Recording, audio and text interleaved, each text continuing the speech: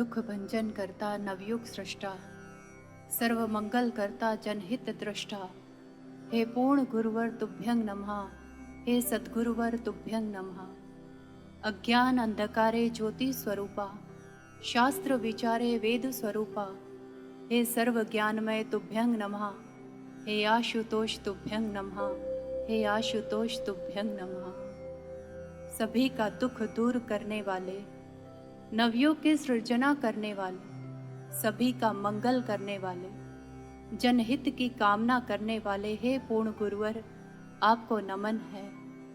अज्ञान अंधकार में आप ज्योति स्वरूप हैं, शास्त्र विचार करने पर आप वेद स्वरूप हैं। हे सर्व ज्ञानमय आपको नमन है।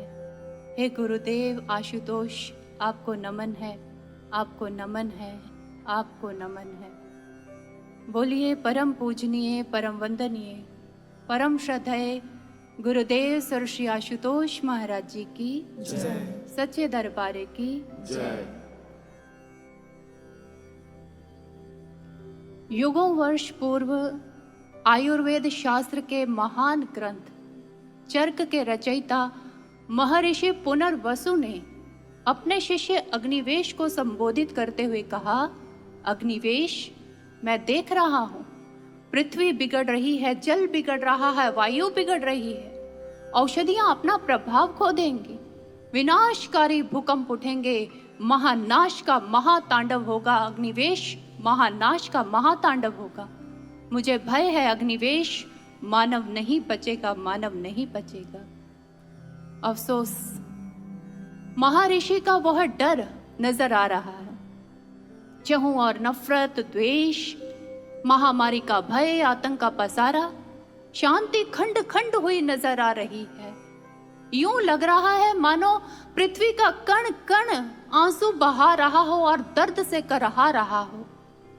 यदि आपसे पूछें, क्या आपको समाज का ऐसा चेहरा पसंद है, तो निसंदेह हम सबका उत्तर ना ही होगा, क्योंकि प्रत्येक व्यक्ति ऐसे समाज में रहने की कल्पना करता है जहां आतंक की दुर्गंध नहीं, प्रेम और सौहार्द की खुशबू हवाओं में घुली हो, जहां इंसान के हृदय के अंदर नफरत की कालिमा नहीं, प्रेम और शांति का प्रकाश जगमगा रहा हो, जहां मानव के मन में टकराव और बिखराव नहीं, अपितु वसुदैव कुटुंबकम का आदर्श पल रहा।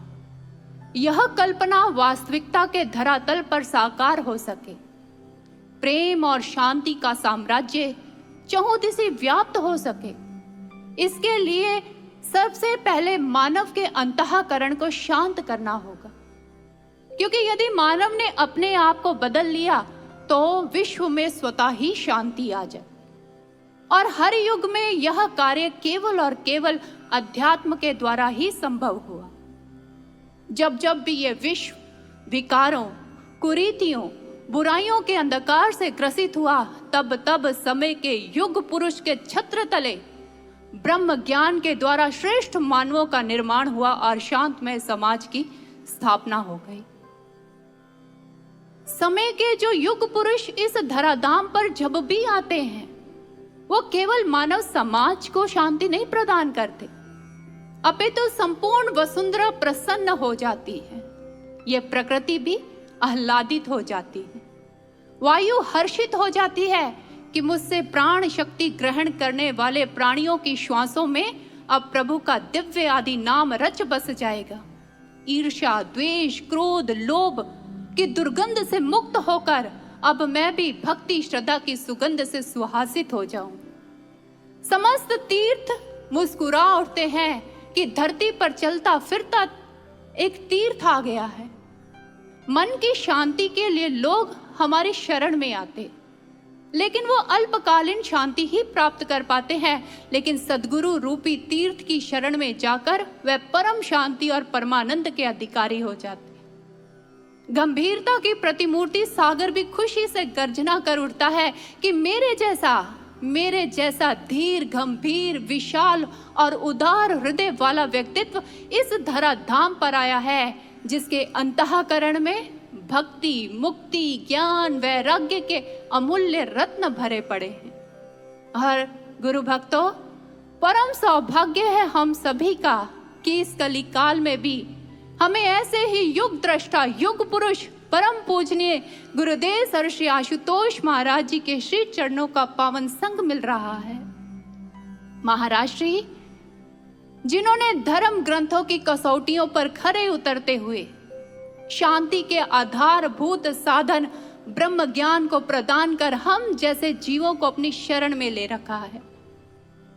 उन्होंने गुरु होने का हर कर्तव्य निभाया और आज भी समाधि काल के दौरान भी वो अपना कर्तव्य पूर्णतः निभा रहे हैं। कभी मां बनकर हम पर अपनी ममता लुटाते हैं तो कभी पिता बनकर हमारा मार्ग प्रशस्त कर रहे हैं और कभी भाई बनकर हमें काल के मुख से भी खींच कर ले आते।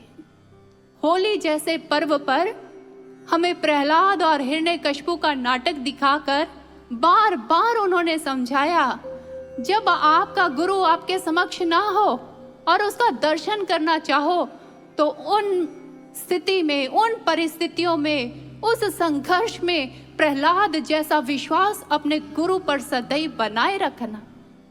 कभी नामदेव के नाटक को दिखाकर हमें समझाया, कच्चे मत बने रहना, मैंने तुम्हें ब्रह्म ज्ञान प्रदान किया है। साधना की भट्टी में खूब अपने आप को तपाना और एक परिपक्व शिष्य उभर कर सामने आना ताकि तुमको देखकर लोगों को भी शांति मिल सके। और इन सब से बढ़कर महाराज श्री ने अपने तप, त्याग, धैर्य, सहनशीलता और उत्साह से निर्मित किया दिव्य ज्योति जागृति संस्थान को और एक बुलंद जय घोष किया विश्व शांति का। विश्व शांति का ये उद्घोष किया जिसका उद्देश्य ही है self awakening to global piece.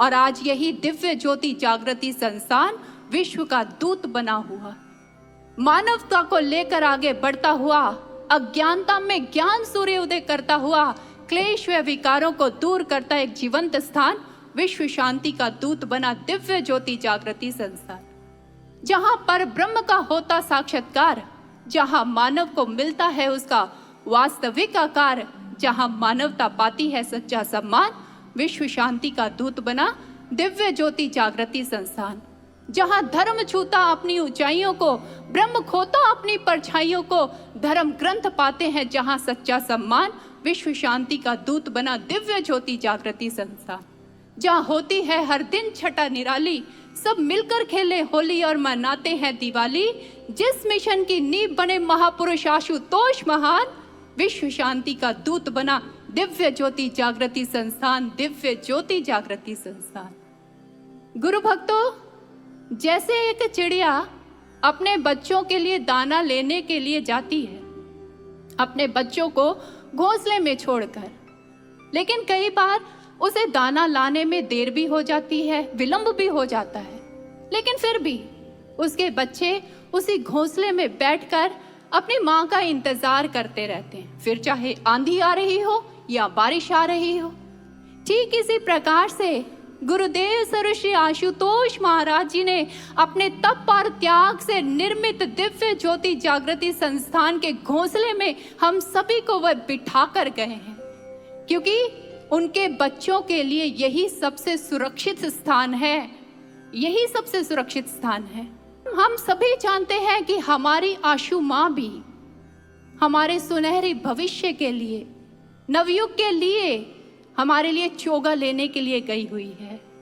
जैसे चिड़िया दाने लेकर वापस अपने बच्चों के पास घोंसले में लौट आती है, ठीक इसी प्रकार से महाराज जी भी नवयुग का चोगा लेकर एक दिन अपने बच्चों के पास इसी दिव्य ज्योति जागृति संस्थान के घोंसले में वापस लौट कर आएंगे और हम सब इसके गवाह बनेंगे। गुरु भक्तों, एक बात हमेशा याद रखिएगा, महाराज जी ने कभी हमें संगत के रूप में नहीं लिया, महाराज जी ने कभी हमें अपने श्रद्धालु नहीं कहा, महाराज जी ने यह नहीं कहा मेरे पीछे इतनी भीड़ है। महाराज जी ने हमेशा हमें प्रिय आत्मजनों कहकर संबोधित किया है, मेरी आत्मा के जन हो तुम लोग। कभी हमें सृजन सेनानियों की उपाधियां प्रदान की, कभी हमें विवेकी संतानें कहा, कभी विश्व शांति के इस महान लक्ष्य में अपना सहयोगी होने का मान देती है। महाराज जी इतना मान, इतना सम्मान, इतना प्रेम हम पर लुटा रहे हैं कि शायद ही कोई इतना प्रेम, इतना मान और सम्मान हमें दे सके। जहां महाराज श्री अपना हर कर्तव्य निभा रहे हैं, आज विचार करना है, सोचना है हमें कि क्या हम भी निभा रहे हैं? क्या हम भी विवेकी संतानें होकर चल पा रहे हैं? क्या सचमुच हम विश्व शांति के इस महान लक्ष्य में सच्चे सहयोगी बनकर उनका साथ दे पा रहे हैं? क्या हम सच्चे अर्थों में सृजन सेनानी बन पाए? ये चिंतन और मंथन करने का समय, क्योंकि स्व परिवर्तन किए बिना हम विश्व शांति के आधारशिला नहीं बन सकते हैं। और हमेशा एक बात याद रखिएगा, सत्य का प्रचार, विश्व शांति का प्रचार भाषा से नहीं, भारी भरकम विचारों से नहीं, वह होता है गुरु आज्ञा में सधे हुए आचरण से। ज्ञान लेकर कुछ घंटे साधना करने से, कुछ घंटे सत्संग विचारों को श्रवण करने से साधक नहीं बना जा सकता है। साधक बनने के लिए साधकता के गुणों का होना एक साधक में जरूरी होता है। कैसे? एक माली को हम मालिक कब कहते हैं? जब वह माली फल फूल उगाना जान जाए, उन पेड़ पौधों की देखभाल करना जान जाए, तब हम उसे माली कहते हैं। एक कुम्हार कब कुम्हार कहलाता है? जब चाक पर मिट्टी को चढ़ाकर उसे घुमाकर अच्छी अच्छी वस्तुओं का निर्माण कर देता है। एक सुनार कब सुनार कहलाता है? जब उसे सोने की परख करनी आ जाती है, जब उस सोने से वो सुंदर सुंदर आभूषणों का निर्माण करने लग जाता है, तब उसे सुनार की उपाधि से नवाजा जाता है। ठीक इसी प्रकार से मात्र ज्ञान लेने से, सत्संग विचार सुनने से साधक नहीं बनते हैं। साधक तभी बनते हैं जब साधकता के गुण हमारे में परिलक्षित हो पाते हैं। और जब तक साधक के अंदर वो साधकता नहीं उतरेगी, ना तो वो महाराज जी के विश्व शांति में सच्चे सहयोगी बन सकते हैं, और ना ही महाराज जी की वो विवेकी संतानें बन सकते हैं, और ना ही हम महाराज जी के प्रिय आत्मजन बन सकते हैं, जितने मान से वो हमें कहते हैं। इसलिए साधक में साधकता का होना बहुत जरूरी है।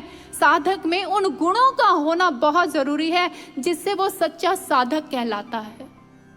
एक बार महाराज श्री के पास कुछ साधक बैठे हुए थे और महाराज श्री उन्हें यही समझा रहे थे कि साधक के अंदर कैसे गुण होने चाहिए। एक दोहे का उच्चारण करते हुए महाराज श्री ने कहा, तुलसी कभू न छोड़िए, क्षमा शील संतोष, ज्ञान गरीबी हरि भजन, कोमल वचन अदोष। सारे साधकों को संबोधित करते हुए महाराज श्री ने कहा, सुना है ये दोहा आप लोगों ने? सभी ने हाथ जोड़ते कहा, नहीं महाराज जी, आपके श्री मुख से ही हम ये श्रवण कर रहे हैं। महाराज जी ने सविस्तार उन्हें समझाना प्रारंभ किया। क्षमा, महाराज श्री ने कहा, एक साधक का गुण होता है क्षमा करना। अगर किसी दूसरे इंसान से गलती हो जाए तो एक साधक का यह परम कर्तव्य बनता है कि उसी समय वह उसकी गलती को क्षमा कर दे। लेकिन इस भक्ति के पथ पर बढ़ते हुए अगर एक साधक से गलती होती है तो महाराज श्री ने कहा, फिर उस साधक को अपने आप को कभी क्षमा नहीं करना चाहिए, कभी भी नहीं। उस गलती के लिए उसे बार बार पश्चाताप करना चाहिए ताकि भविष्य में उससे वह गलती ना हो पाए। ये गुण होता है एक साधक। शील, महाराज श्री ने कहा, इस भक्ति पथ पर चलते हुए साधकों को हमेशा अपने चरित्र का ख्याल रखना चाहिए। उनका चरित्र पावनता और पवित्रता से भरा होना चाहिए, कहीं भी मलिनता नजर नहीं आनी चाहिए। फिर महाराज श्री ने कहा, एक साधक में संतोष का होना बहुत जरूरी है। संतोष, महाराज जी ने समझाते हुए कहा कि जिस हाल में गुरु आपको रखे उसको सहर्ष स्वीकार कीजिए। फिर एक साधक की ओर मुस्कुराते हुए देखते हुए कहने लगे, अरे वो आप सुने हैं ना खुशी अच्छी है ना मलाल अच्छा है, जिस हाल में वो रखे वो हाल अच्छा है, जिस हाल में वो रखे वो हाल अच्छा है। सभी मुस्कुरा पड़े। उसके बाद महाराज श्री ने कहा, ज्ञान, गुरु ने जो ज्ञान प्रदान किया है, इस ज्ञान का जन जन तक प्रचार करना एक साधक का परम कर्तव्य बन जाता है। वो सारे भरसक प्रयत्न करे जिसके द्वारा सत्य का संदेश जन जन तक पहुंच जाए। और ज्ञान, साथ ही महाराज श्री ने ये कहा, ज्ञान सिर्फ ले लेना नहीं होता है, ज्ञान होता है उस ज्ञान को अपने जीवन में धारण करना, गुरु के आदर्शों को, गुरु की आज्ञाओं को अपने जीवन में पी लेना, आत्मसात कर लेना। जैसे ही गरीबी शब्द आया, महाराज श्री ने एक साधक को देखते हुए कहा, गरीबी का क्या अर्थ हुआ? तो साधक ने दोनों हाथ जोड़ते हुए कहा, महाराज जी, लौकिक दृष्टि से देखें तो गरीबी का अर्थ है कि जिसके पास धन दौलत ना हो, वस्तुओं का अभाव हो, हम उसे गरीब कहते हैं, उसे गरीबी कहते हैं। लेकिन महाराज जी, अध्यात्म की दृष्टि में किसे गरीब कहते हैं यह मैं नहीं जानता। उस समय महाराज श्री ने कहा, अध्यात्म में गरीबी का भाव है एक साधक के अंदर विनम्रता होनी चाहिए, उसमें झुकने की कला होनी चाहिए। और अगर वो किसी के समक्ष झुक जाता है तो वो छोटा नहीं होता है। जब वो किसी के समक्ष झुकता है तो वो स्वतः ही अपने आप में बड़ा हो जाता है। फिर महाराज जी ने हंसते हुए कहा, वो सुना है ना, झुकता है वही जिसमें जान होती है, अकड़े रहना मुर्दे की पहचान होती है। महाराज श्री ने कहा, ये झुकने की कला एक साधक में हमेशा होनी चाहिए। वो विनम्र होना चाहिए, उसमें विनम्रता और सहनशीलता हमेशा ही बरकरार होनी चाहिए। हरि भजन, महाराज श्री ने कहा, एक साधक जहां बैठता है वहीं अपने प्रभु का, उस ईश्वर का ध्यान करता है, उसका गुणगान करता है। और गुरु प्रिय साधकों, हम सभी जानते हैं कि एक शिष्य का भगवान, उसका आराध्य उसके गुरु ही होते हैं, क्योंकि गुरु साक्षात भगवान का रूप ही हुआ करते हैं। कोमल बचन दोष, जैसे ही इन शब्दों का उच्चारण महाराज श्री ने किया, थोड़े गंभीर हुए। और गंभीर होते हुए महाराज श्री ने कहा, जानते हो, कोमल वचन होने चाहिए एक साधक के अंदर। महाराज श्री ने कहा, जो गुरु होता है, जो संत होते हैं, उनका स्वभाव नारियल की तरह होता है। नारियल ऊपर से देखने में अत्यंत कठोर, लेकिन भीतर से अत्यंत मुलायम होता है। महाराज श्री ने कहा, एक शिष्य का निर्माण करने के लिए गुरु भी यही रूप धारण करता है। ऊपर से कठोर होता है, लेकिन भीतर से अत्यंत ही कोमल स्वभाव के होते हैं। महाराज श्री ने कहा, परंतु एक साधक को ऐसा नहीं बनना है। एक साधक अंदर और बाहर से एक जैसा ही होना चाहिए। वो जैसा भीतर है वो बाहर भी वैसा ही नजर आना चाहिए। और महाराज जी ने समझाया कि उसकी वाणी अत्यंत मीठी होनी चाहिए, लेकिन कपट से रहित होनी चाहिए, दोष से रहित होनी चाहिए। महाराज जी थोड़ा आगे बढ़े और कहने लगे, ऐसा नहीं कि किसी के समक्ष जाकर आप कहो, आप तो बहुत अच्छे हैं, आप तो ऐसे हैं, आप तो वैसे हैं, हमने तो आपकी बड़ी प्रशंसा सुन रखी है। उसके सामने आप उसकी मीठी मीठी प्रशंसा करो, लेकिन उसकी पीठ के पीछे जाकर आप उसी की बुराई करना शुरू कर दो। ये साधक का गुण नहीं हुआ करता है। साधक के जो वचन होते हैं कोमल होते हैं और अदोष रहित हुआ करते हैं। गुरुप्रिय साधकों, गीता में भी भगवान श्री कृष्ण अर्जुन को साधक के गुणों के बारे में बताते हैं। अभयं सत्व संशुद्धि, ज्ञान योगा व्यवस्थिति, दानं दमश्च यज्ञश्च स्वाध्यायस्तपा आर्जवम्, अहिंसा सत्यम अक्रोधः त्यागा शांतिर्पैशुनम्, दया भूतेषु लोलुप्तम् मार्दवं हरिर्चापलम्, तेजा क्षमा धृति शौचम अद्रोहो नाति मानिता, भवन्ति संपदं दैवी अभिजातस्य भारत। अभयं भाव फेयरलेसनेस, निडरता। इस भक्ति के पथ पर चलते हुए एक साधक में निर्भयता का होना बहुत जरूरी है। इस मार्ग पर चलते हुए उसके अंतःकरण में किसी प्रकार का डर और किसी प्रकार का भय नहीं होना चाहिए कि मैं चल पाऊंगा या नहीं चल पाऊंगा। किंचित मात्र भी भय उसके अंतःकरण में नहीं होना चाहिए। और उस समय महाराज श्री ने यह कहा कि यदि सूर्य चांद भी नंगी तलवारें लेकर तुम्हारे समक्ष आ जाए, तब भी तुम वही स्वीकार करना जो सत्य तुम्हारी आत्मा ने स्वीकार किया है। निर्भय होकर उत्तर देना। एक साधक में निडरता का होना, निर्भयता का होना नितांत अनिवार्य है। लेकिन साधक के अंदर यह निर्भयता का गुण कब परिपक्व होता है? जब साधक के घट के अंदर अपने गुरु के प्रति अटूट विश्वास होता है। अगर गुरु के प्रति अटूट विश्वास नहीं है तो गुरु भक्तों, ये निर्भयता का गुण कभी भी साधक के अंदर नहीं आ सकता है। एक साधक अपने गुरु पर पूर्ण विश्वास रखते हुए इस भक्ति के मार्ग पर चलता है, उसमें भय नहीं होता, क्योंकि वो भली भांति जानता है ईश्वर अपने साथ है तो डरने की क्या बात है। जब ईश्वर व परमात्मा हमारे आराध्य गुरुदेव हमारे साथ हैं तो डरने की क्या बात है। लेकिन अगर इस भक्ति के पथ पर चलते हुए अंतःकरण में प्रश्न उत्पन्न हो रहे हैं, इतने लोग चले गए, इतने छोड़ गए, पता नहीं हम चल पाएंगे या नहीं चल पाएंगे, तो समझ लीजिएगा कि ना तो आपको अपने ऊपर विश्वास है, ना ही आपको अपने आराध्य अपने गुरुदेव पर विश्वास है। क्योंकि सच्चा साधक तो वही है जो मृत्यु के भय को जीतकर अपने लक्ष्य को प्राप्त कर लेता है। वह भक्ति मार्ग पर ऐसा सूरमा होता है कि भक्ति के युद्ध में पीठ दिखाकर कायरों की तरह इस भक्ति के मैदान को छोड़कर भागता नहीं है। इसी विषय पर महाराज श्री ने बताया। एक बार नेपोलियन पर्वत पर चढ़ाई करने का ऐलान करता है। उसने अपनी सारी सेना को आदेश दिया और चढ़ाई के लिए कूच भी कर दी। सारी सेना उसका आदेश पाकर चल पड़ी।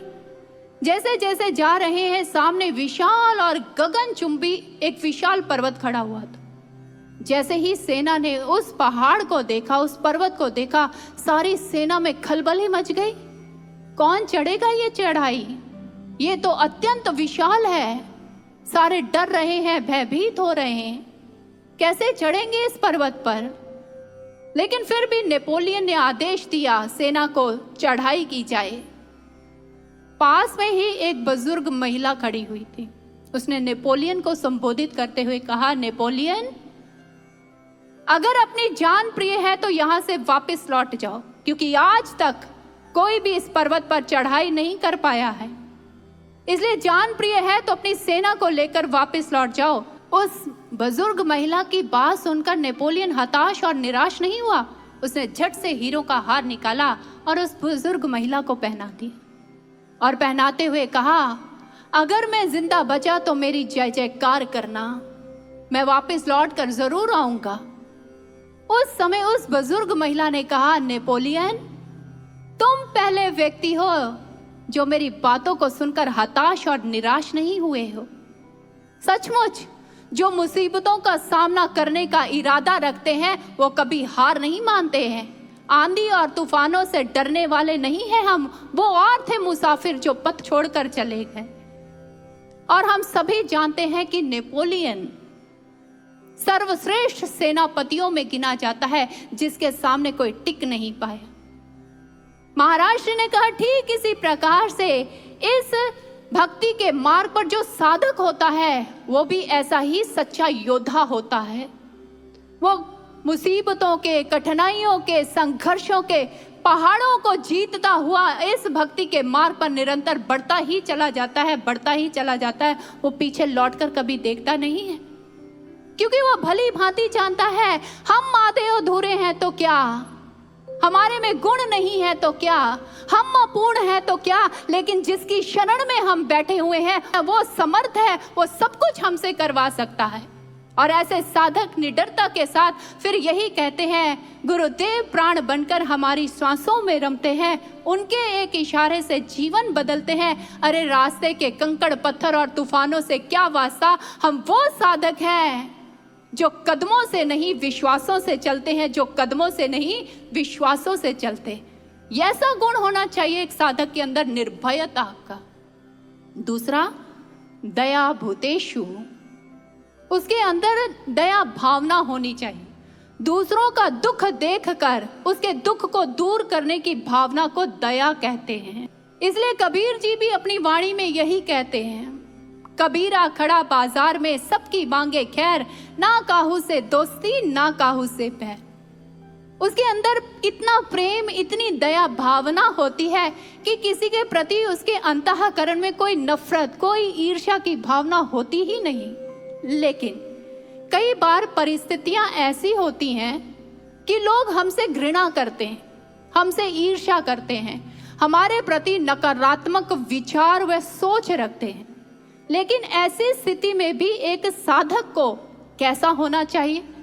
1970 में एक परीक्षण किया गया और उस परीक्षण का उद्देश्य था हृदय संबंधी रोगों की जानकारी को एकत्रित करना। और इसके तहत कुछ खरगोशों के समूहों को लिया गया और हर समूह में एक एक व्यक्ति को नियुक्त कर दिया गया। उन खरगोशों को जो था कोलेस्ट्रॉल युक्त भोजन दिया गया। जब परिणाम सामने आए तो लगभग सभी खरगोशों के ऊपर समान प्रभाव पड़ा, उसका हानिकारक प्रभाव पड़ा।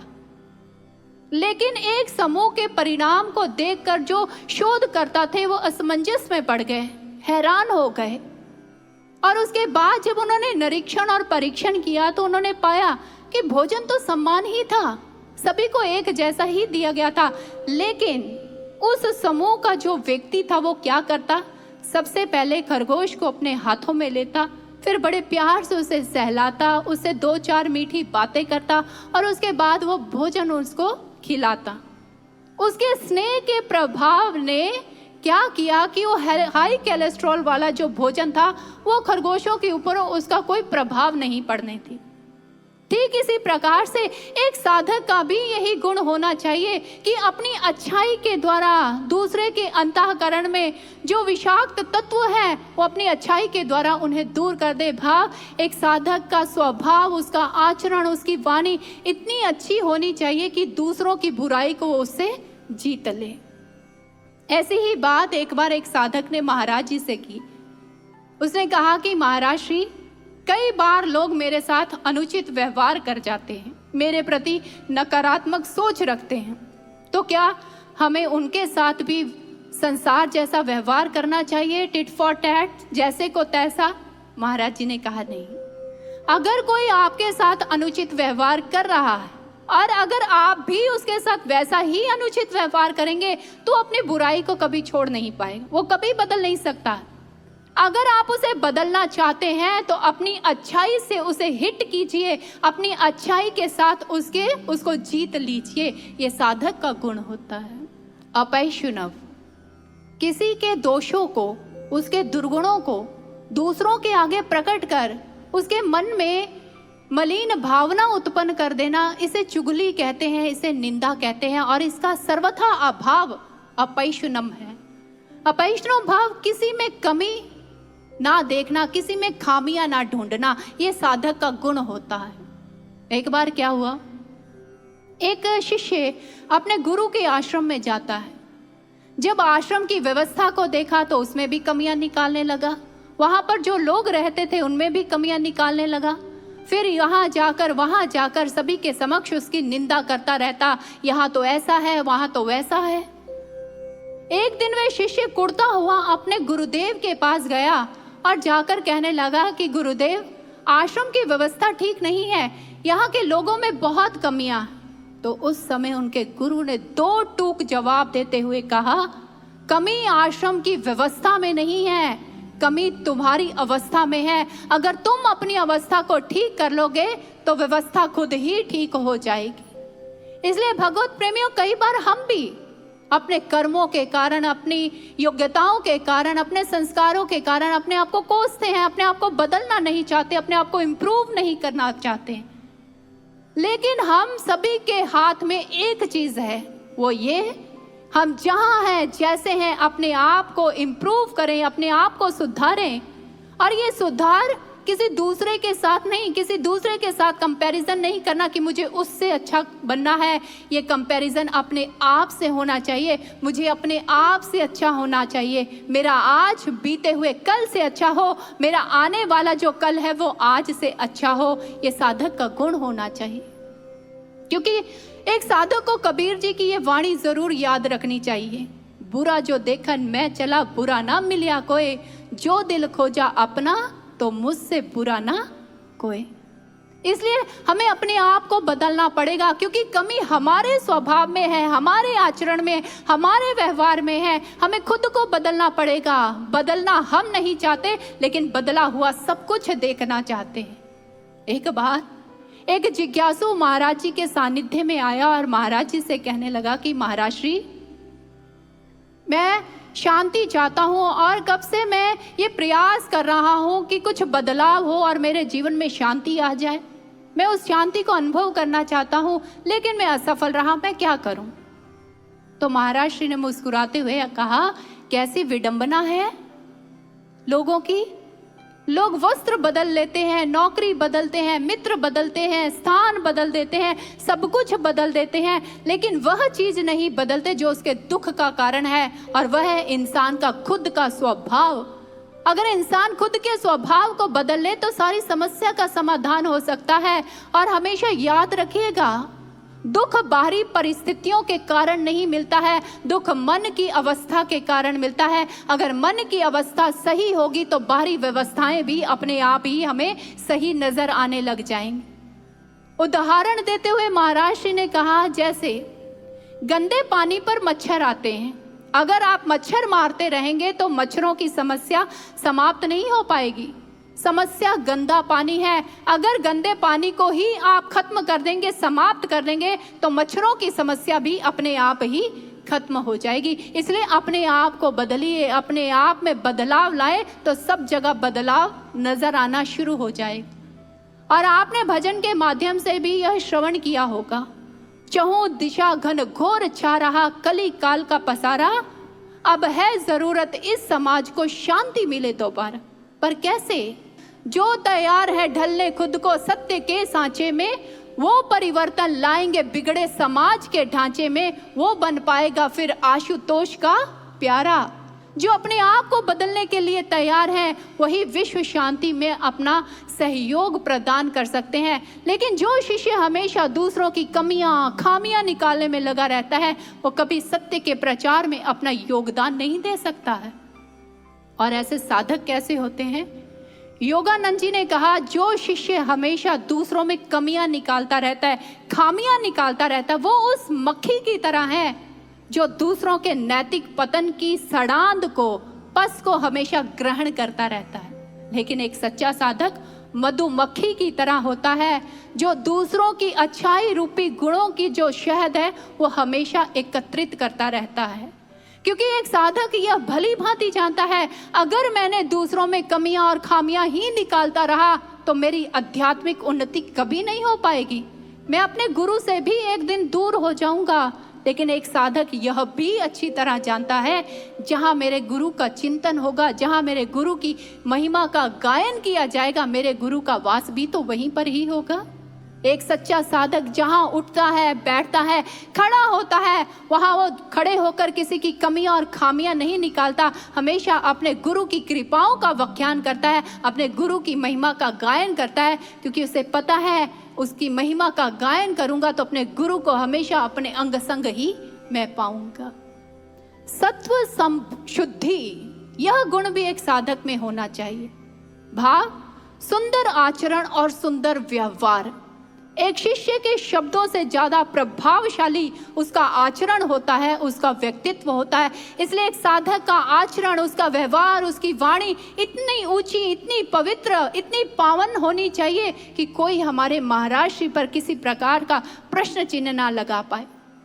क्योंकि इस श्रेणी में भी 4 तरह के लोग आते हैं और आज हमें आंकलन करना है कि हम किस श्रेणी में खड़े होते हैं। अमृत का कलश और जहर का ढक्कन, यह वह साधक हैं जिनकी गुरु के प्रति भावना तो बहुत अच्छी होती है, लेकिन उनकी वाणी और उनका व्यवहार कड़वाहट से भरा होता है। एक साधक ने महाराज जी से कहा, महाराज जी मैं आपसे बहुत प्रेम करता हूं, मैं आपके बिना नहीं रह सकता हूं, लेकिन मैं दूसरों से नहीं प्रेम कर सकता। तो महाराज जी ने कहा, ऐसा हो ही नहीं सकता है। जो अपने गुरु से प्रेम करते हैं वो दूसरों से भी प्रेम करेंगे। क्योंकि उसे ये ज्ञात हो जाएगा कि दूसरों के हृदयों में भी मेरे गुरु का ही निवास है। अगर मैं अपनी वाणी के द्वारा, अपनी व्यवहार के द्वारा किसी को आहत करूंगा तो उनके हृदयों में बैठे हुए मेरे गुरु को ठेस लगेगी, और एक शिष्य अपने गुरु को दुख देने की बात कभी सोच भी नहीं सकता है।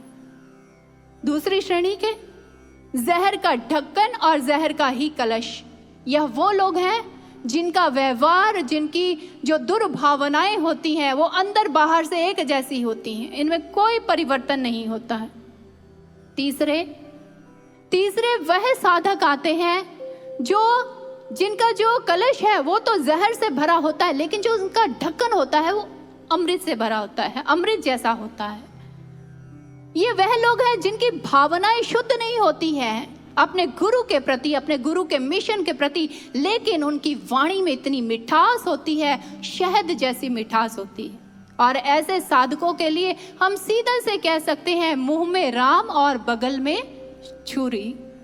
ये डैफोडिल फूल की तरह होते हैं। जर्मनी के लोग इस फूल को बेहद पसंद करते हैं। ये बाहर से बड़ा आकर्षक होता है, लेकिन इसका स्वभाव जहरीला होता है, इसकी नलिका में जहर भरा होता है।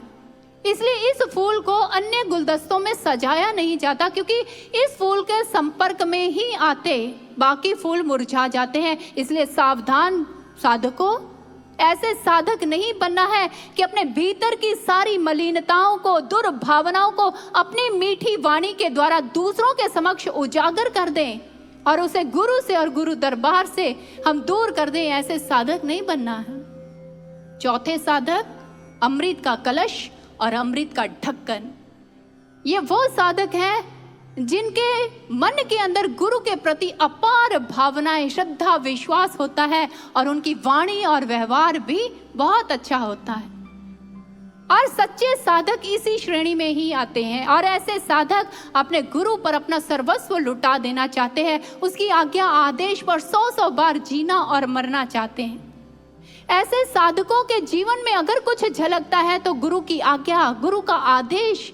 ऐसे साधकों के विचारों में अगर कुछ दृष्टि गोचर होता है तो वह गुरु का संदेश, गुरु के विचार। उनकी श्वासों का अगर कोई स्वामी होता है तो वो होते हैं उनके गुरुदेव, उनकी याद, उनका सुमरन। ऐसे साधक जिनके रुदन में, भक्ति में, व्याकुलता में, पूजा में, उनके प्रेम में, बिरहा में, वियोग में केवल और केवल उनके गुरु की ही अभिव्यक्ति होती है।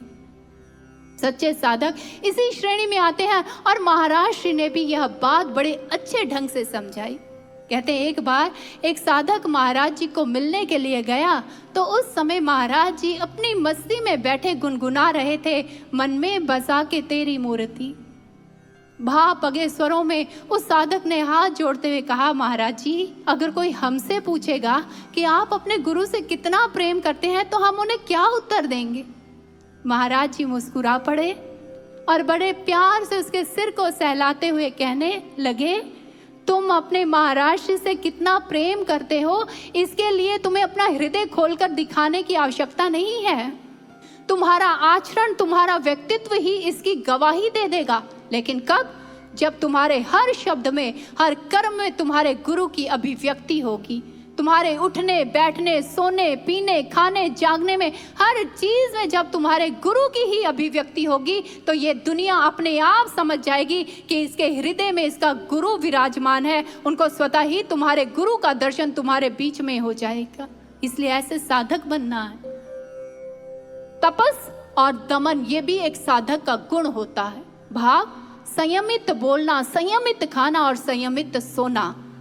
हमेशा याद रखिएगा गुरु भक्तों, एक शिष्य का बोलना भी सेवा है, उसका खाना भी सेवा है और उसका सोना भी सेवा है। कैसे? यही बात युक्तेश्वर गिरी जी ने अपने शिष्यों से समझाते हुए कही, आप लोगों को भोजन अवश्य करना चाहिए और अवश्य नहीं भी करना चाहिए। तो उस समय उनके एक शिष्य ने कहा कि ये कैसी बात है, ये तो दोनों ही बातें विरोधाभासी है। तो उनके गुरु ने कहा, देखने में ये विरोधाभासी हैं, लेकिन मेरे जो विचार है वो पूर्णतः सुसंगत है। जब मैं तुम्हें कहता हूं कि भोजन अवश्य खाना चाहिए तो मेरे कहने का तात्पर्य है सात्विक भोजन करो, सादा भोजन करो, शुद्ध भोजन करो। अगर आप ऐसा भोजन ग्रहण करेंगे तो आपका शरीर भी स्वस्थ रहेगा। लेकिन जब मैं कहता हूं कि तुम्हें भोजन नहीं करना चाहिए, तो उस समय मेरे कहने का तात्पर्य यह होता है कि जीभा के वशीभूत होकर चटपटा भोजन नहीं करना चाहिए, क्योंकि इससे तुम्हारा जो शरीर है वो अस्वस्थ हो जाएगा। और इस भक्ति मार्ग पर चलते हुए भक्ति की यात्रा को पूर्ण करने के लिए शरीर रूपी साधन का स्वस्थ होना बहुत जरूरी है, क्योंकि शरीर रूपी साधन स्वस्थ होगा तभी आप अपने गुरु की सेवा कर सकते हैं, तभी आप साधना कर सकते हैं, सुमरन कर सकते हैं। इसलिए एक साधक को संयमित सोना भी चाहिए, आलस्य वश होकर सोना नहीं चाहिए, उसे संयमित बोलना चाहिए। पहले हृदय के तराजू में उसे तोलो और उसके बाद ही बोलो। गुरु प्रिय साधकों, अगर ये सारे गुण हमारे में परिलक्षित हो पाएंगे तब ही हम सच्चे साधक बन पाएंगे। लेकिन अगर हमारे में गुण नहीं है तो हम सच्चे साधक कभी नहीं बन सकते हैं। शिकायत तो रोज करता हूं कि तू मुझे मिल जाए, लेकिन खुद को तेरे काबिल बनाना भूल जाता हूं।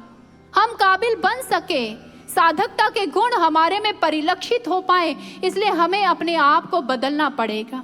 गुरु प्रिय साधकों, ये महाराज जी के जो समाधि काल का समय हमें मिला है, ये इसीलिए ही मिला है ताकि साधना में स्वाध्याय कर हम अपनी कमियों को दूर कर सकें, चिंतन मंथन कर सकें, अपने आप को बदल सकें, क्योंकि स्वयं में बदलाव लाए बिना हम विश्व शांति की आधारशिला कभी नहीं बन सकते हैं। ये समय मिला है अपने आप को बदलने का। अपने आप को इतना बदल लें कि जब हमारे महाराज जी समाधि से लौट कर आए और हमारे महाराज जी से कोई यह प्रश्न करे कि महाराज श्री यह बताइए आपके कितने शिष्य पास हुए समाधि काल के दौरान और कितने फेल हुए, कितने आपके श्रेष्ठ शिष्य बन पाए, किन शिष्यों में साधकता पूरी तरह परिलक्षित हो पाई, महाराज जी हमें बताइए। तो गुरु भक्तों, उस समय हमारे महाराज जी दुविधा में पड़ जाएं। जी हाँ, हमारे महाराज जी दुविधा में पड़ जाएं। जिन्होंने समाधि लेकर सारी दुनिया को दुविधा में डाल दिया, वो खुद दुविधा में पड़ जाएं। कैसे? जब रामकृष्ण परमहंस जी से पूछा गया कि आपका सर्वश्रेष्ठ शिष्य कौन सा है, तो उन्होंने बेझिझक कहा विवेकानंद। जब विरजानंद जी से पूछा गया आपकी श्रेष्ठ कृति कौन सी है, तो उन्होंने उत्तर दिया दयानंद सरस्वती। जब चाणक्य जी से पूछा कि आपके किस शिष्य में सारे गुण परिलक्षित होते हैं, तो उन्होंने नाम लिया चंद्रगुप्त मौर्य। युक्तेश्वर गिरी जी से जब पूछा गया कि आपकी निर्माण कला पूरी तरह किस शिष्य में ढली, तो उन्होंने उत्तर दिया योगानंद परमहंस। गुरु भक्तों, जब हमारे महाराज श्री से कोई ये प्रश्न करे तो उस समय पूछने वाले से हमारे महाराज श्री ये कहें, मेरे सारे साधक ही मेरी श्रेष्ठ कृति है, मेरे सारे साधकों में ही अपनी निर्माण कला को ढलते हुए देखा है, मेरे सारे साधक ही साधकता के गुणों से परिलक्षित हैं, और ऐसे कहने का गर्व हम अपने महाराज श्री को प्रदान कर सकें, इसके लिए महाराज श्री की एक बात हमेशा याद रखिएगा। महाराज श्री ने कहा आपको कुटिलता से सरलता की ओर जाना है, आपको सरल बनना है। याद रखो, ये छल कपट तो तुम जन्मों से करते आ रहे हो, लेकिन अब छल कपट नहीं, कुटिलता छोड़ते हुए सरलता की ओर बढ़ो। और हमेशा याद रखना, जब तक तुम सरल नहीं बनोगे तब तक ना तो तुम्हारा गुरु तुमसे खुश हो पाएगा और ना ही ईश्वर खुश हो पाएगा। और सीधी सी बात है, ढलेगा जो गलेगा वो, गलेगा जो बनेगा वो, बनेगा जो रहेगा वो। इसलिए हमारे अंदर समस्त गुण परिलक्षित